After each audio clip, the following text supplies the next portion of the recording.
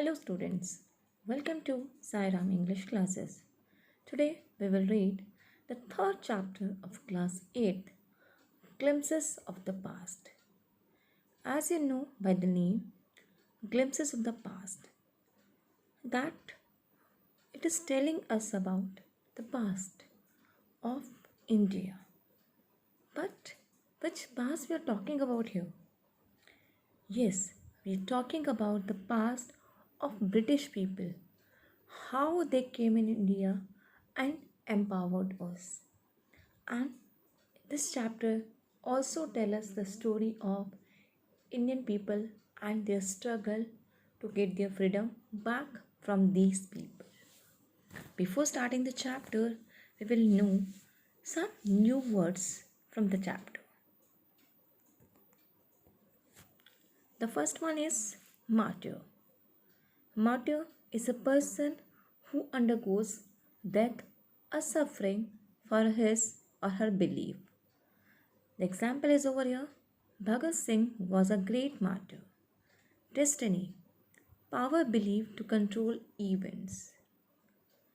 Example, man is the maker of his own destiny. Untouchability, restrictions on touching. Untouchability is a sin against society. Misery, great suffering, great pain. He is living in misery and want. Now we will read the chapter 3, Glimpses of the Past. Before starting the chapter, I want to tell you that though this chapter is in English book, its concept is totally historical. It tells us about that initially the British people had come for trade in our country, but gradually they had overpowered us. They had snatched all the power of Indian rulers and make them puppet of their hand. This chapter is in a comical way. Comical way, it means I can say you that if any one of you have seen the magazine, you have noticed the same pattern of images with dialogues as given in this lesson. Before you read, here are some pictorial glimpses of the story in the history of our country from 1757 to 1857. These pictures and speech bubbles will help clarify your understanding of the conditions that led to the event known as the First War of Independence in 1857. The writer of this chapter is S.D. Sawant, and by this chapter he has presented glimpses. Glimpses means glance, Glances, glances, jhalak of history of our country from the duration of 1757 to 1857. These pictures and speech bubbles. The picture which are provided here and the speech bubbles which are seeing here in the form of a bubble, and some note are there, written notes are there. They are called speech bubbles, and they will help to clarify you, to make everything clear and make your understanding of the conditions that led to the event known as the First War of Independence in 1857. That how our country is come to the point, come to the condition where they have to start the First War of Independence, which was happening in 1857. The martyrs. Martyrs means I've already told you. The, here in this picture, the lady you are watching here, she is Lata Mangeshkar. Lata Mangeshkar, you know her very well. She is a very famous singer of our country. She sang a patriotic song about the martyrs who laid down their lives to gain independence. Jawaharlal Nehru, Bal Gangadhar Tilak, and Indira Gandhi listened to the song that urged everybody that forced everybody to remember the sacrifice of freedom fighters. Jawaharlal Nehru was reminded of Gandhiji, Bhagat Singh, Netaji, and many other freedom fighters. Which song she has sung here? Oh my countrymen, let your eyes fill with tears as they recall the sacrifices of India's martyrs. Can you guess the song? Yes, the song is ए मेरे वतन के लोगों ज़रा आँख में भर लो पानी जो शहीद हुए हैं उनकी ज़रा याद करो कुर्बानी. The company's conquest 1757 to 1849. With its superior weapons, the British East India Company was extending its power in 18th century India. Here is a map of India 1765, and as you see in the picture that most of the part is yellow, and yellow is the symbol of Indian princes and red one is by British territory. As it is very clear in the picture that most of the part is yellow of the map, it means most of the part are ruled by Indian princes, and the part which is red here, it is ruled by British territory. Indian princes were short-sighted. That upstart Raja Bah called the English merchants. They will help me to defeat him. The people had no peace due to such constant fight. The rivalries helped the East India Company and it could easily subdue Indian princes one by one. A far-seeing ruler like the brave Tipu of Mysore fought the British till he died fighting. Thank God there is peace in the country. Now, no more wars and no looting by thugs. It is God who sent the British. Our destiny is linked with them. How did India react to these conquests? In India of 1757, the East India Company was in a strong position compared to the Indian princes. They had superior weapons. Besides, Indian princes were short-sighted. They are not aware about the plans of the British people. And Indian princes were fighting each other. They always fighting each other.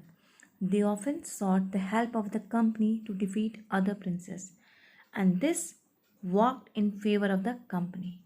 It could easily subdue these princes one after the other. However, the brave Tipu Sultan of Mysore fought the British. He died in the battlefield fighting the English. Means he fought with the British people till the last breath of his life. And what is the reaction of the Indian people to these conquests? One of the rich person is there. The nobleman, the rich person were there, and they were now supporting to the British people. One rich person, the first rich person is said, "Thank God, there is peace in the country now. No more wars and no looting by thugs." And the second made the remarks, "It is God who sent the British." Third one commented, "Our destiny is linked with them." All these are now favoring for the British people. The white man has killed or dethroned our kings. Some kings were not good, but after all, they were of this land. But all the general people are not having same reaction with these conquests. These conquest means जो ये जय है, जो ये विजय हुई थी, जो ये जीत हो रही थी उनकी, तो all the general people, all the commoners are not having the same reaction as the noble person were having. They said, some of them are saying, "Oh, the white man has killed or dethroned our kings." जो white people हैं, British people हैं, they have killed our kings. They have taken the power of our kings. And other common were saying, "Oh, some kings are not good, but after all, they were of this land. They were are brothers. Now we say become, now we have become slaves of foreigners. And now they are they are having in their mind that now they have to work work like a slave for the foreigners, for the foreign people. British rule 1765 to 1836. Now the social fabric was in a bad shape. Religious leaders, they were preached like untouchability and child marriage. Anyone who crosses the seas loses his religion. If anybody was against him, they have to lose their religion. All the misery in the world is due to women. They have a general thinking that what is happening there, it is due to the women, and all these are the reason by women. The truth was that India had lost self-respect. The British scorned them. The natives are unworthy of trust, incapable of honesty. Being merchants, the British wanted quick profits. Their heavy taxes forced farmers to abandon their field. But your men are taking all my crop. You're still in arrears. If you don't pay next week, I will send you to the jail. The farmers and the artisans were the worst hit. They have to face a lot of problems there. Heavy taxes were imposed on them. And the British people cut the thumbs of expert artisans. Artisans means the person who are skilled by with the profession of hands. Then the British cut the thumbs of these expert artisans. They used each and every method to make maximum profit. Still, the British invented other methods which gave them more profits. The goods manufactured in England should not have any import duty when brought into India. The goods which are imported from England, now it has become tax free. They don't have to pay any tax to India. The British policies ruined the expert artisans and their business. Ram Mohan Rai. His full name was Raja Ram Mohan Rai, 1772 to 1833. Ram Mohan Rai, a learned man from Bengal, understood what was wrong with the country. He was a learned man, he was an educated person, so he knew what was wrong with the country.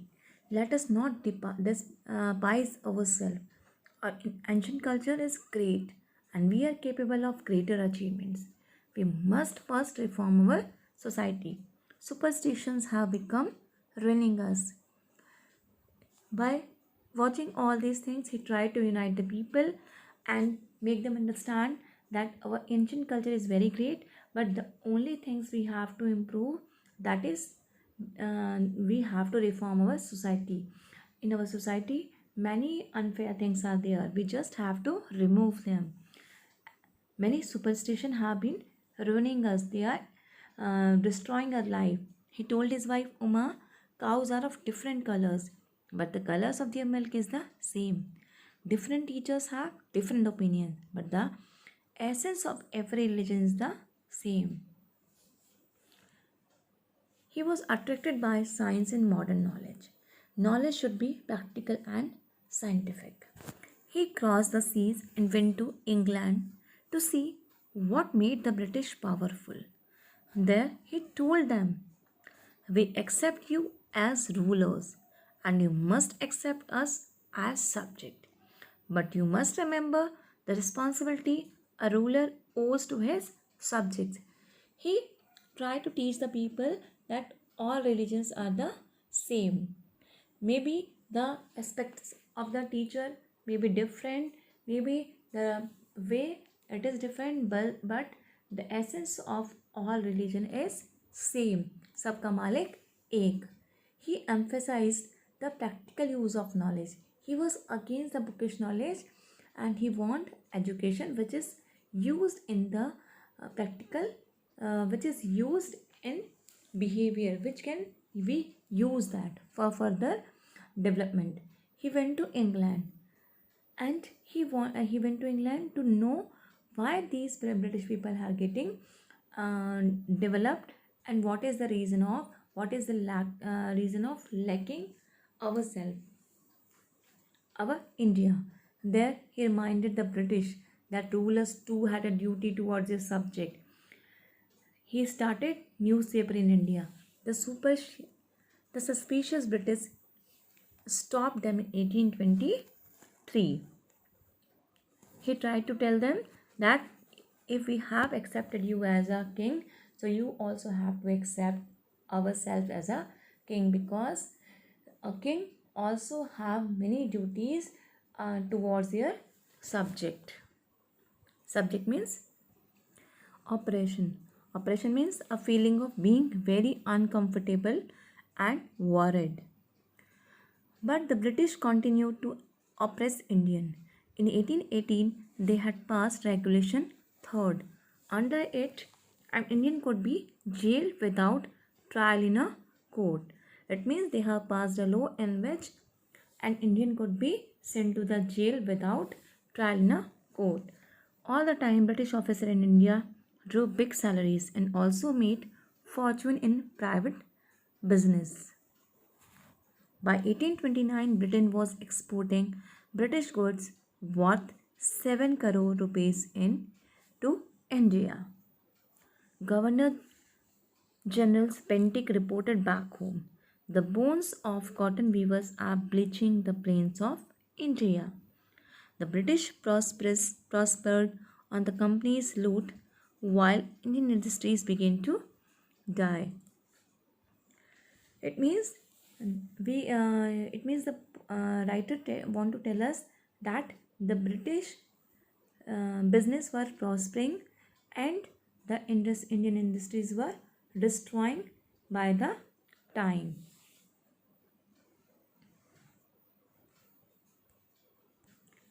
Dissatisfaction, it means discontent. You can say that people are not happy with the policies of British people. Education in India was in Persian and Sanskrit. In 1835, an Englishman named Macaulay suggested a change. Before, before that, in India, education was given in two languages, which was Persian and Sanskrit. And in 1835, an English man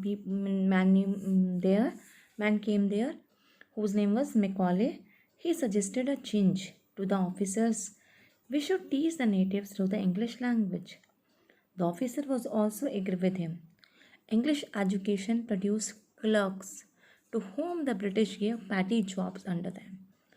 Incidentally, it also produced a new generation of intellectuals.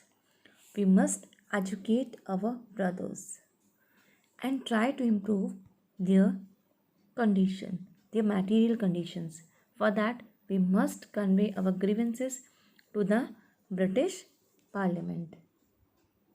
In it means the proposal which was started by Macaulay, the aim was to produce the aim was of this proposal to produce an army of clerks to assist the British. It means if the Indian get education, English education there, but they are not allowed to do the official job. They just have to do the petty jobs, small jobs under these British officials. So some decided to educate the masses, because some people are intellectual there. Intellectual means some people were intelligent there, so they decided to convey the grievances of the people to the British Parliament. By 1856, the British had conquered the whole of India. In this picture, you can see that this map is totally different from the first one, which was in the starting of the chapter, in the beginning of the chapter. Now, most of the part of India was controlled by the British. They cared little about the needs of Indians. Our kings have become puppets, and we have lost our old jobs and lands. They're converting our brothers. You only talk, do something to drive them out. Now the people are taking attention to these things. They are realizing the policy of British people. Now they realize that they have taken the power from their kings and made them puppet, and they have lost their job also, land also. Now they're forcing the people to convert their religions. By 1856, the British were ruling the whole of India, and now some of them cared little about Indians' needs. The dissatisfaction of the people began to grow. Now people wanted to get rid of the British at any cost. The Sparks, 1855 to 57. Texas continued to ruin the peasants. In Bengal, the Santals, who had lost their lands under new land rulers, became desperate.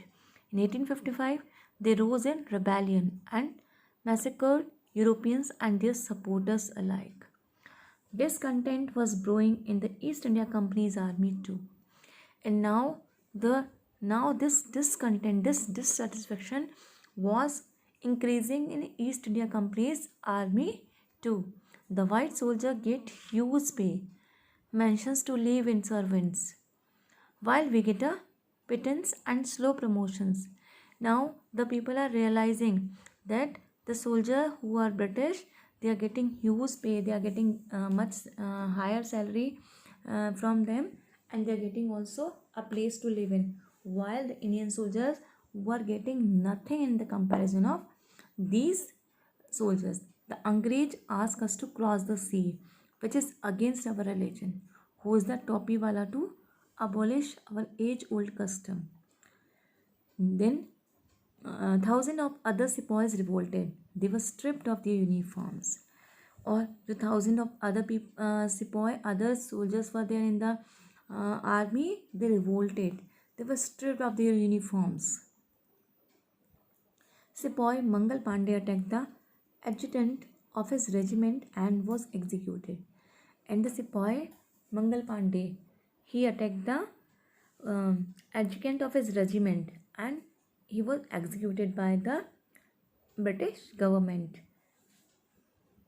humiliated and put into irons. Few Englishmen had cared to understand Indian customs or the people's mind. Oh, proud Brahmin soldiers, do you know that the grease on the bullet you have to bite is made from the fat of cows and pigs? What? The white man has deceived us too. And now the few Englishmen who were in the army, they had just got emotions for Indian customs and Indian people. They have reported, they have told them that, oh proud Brahmin soldiers, do you know the grease which is in the bullet, which you bite from your mouth, is made of the fat of cow and pig. Now the soldiers are feeling that they are deceived, they are cheated by the British people, British officers. Soon chapatis were sent from village to village to tell the people that their emperor would want their services, and these chapatis were the form of messages. Similarly, lotus flowers circulated among Indian soldiers, that to the foreigner. Now they were asking for the death of the foreigner. Yes, all my village men will be ready. The masses gave all help and shelter to the patriots.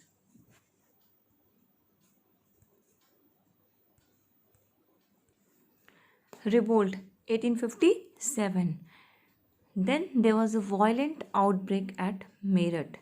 The revolt against the British people started from the Meerut. The sepoys marched to Delhi.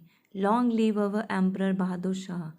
The sepoys who had revolted marched to Delhi. They were now shouting with the slogan in favor of Bahadur Shah Zafar. The rebellion spread wider. Many landlords had lost their lands and they wanted to help the revolt. The rebellion spread wider. The white man's rule must end. Yes, we will help you. And each and every person is trying to contribute to get this thing over. Now they want that British should go back and we want freedom at any cost. The fight for freedom, 1857. Many former rulers like Begum Hazrat Mahal of Lucknow were bitter. Former means ex-ruler. The white man has taken away my kingdom. She is having, um, she is having in mind that the white man has taken away her kingdom from her. So there is some bitterness against British people, British officers. Popular leaders like Maulvi Ahmadullah of Faizabad told the people, "Rise, brother, rise. The Angrez is ruining our land." Now they're trying to make the people convinced that, and they are giving slogans. They are taking meetings to make the people awake. Rise, brother, rise. The Angrez is ruining our land. They joined the upsurge against the foreigner. The people rose everywhere in Bareilly, Kanpur, and Allahabad, and this gradually the revolt was spreading everywhere in Bareilly, Kanpur, and Allahabad also. Azimullah Khan told Tatya Tope, "We should have Peshwa Nana Sahib as our leader in this war of independence." All over North India, the people fought pitched battles against the British. 80-year-old Kuwar Singh of Bihar received a bullet in his wrist, and he just cut it off. He just cut his wrist and throwing it into the Ganga. While throwing it into the Ganga, he said that it was his last offering to Ganga Ma. I hope you have understood the lesson. If you have any problem, you can write in comment section. Please like and subscribe our channel for the further classes. Thank you all.